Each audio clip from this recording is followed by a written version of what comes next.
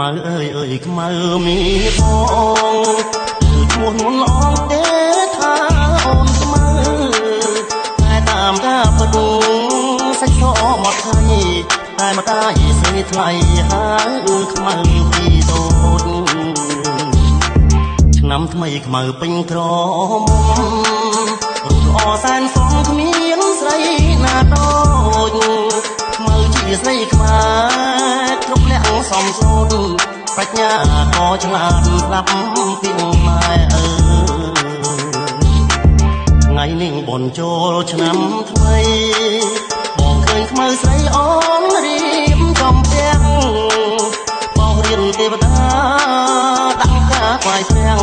ដាំស្លរត់រាំងជូនម្ដាយទៅវត្តបងឃើញខ្មៅពូនភ្នំខ្សាច់រួចអូនដាក់បាតដង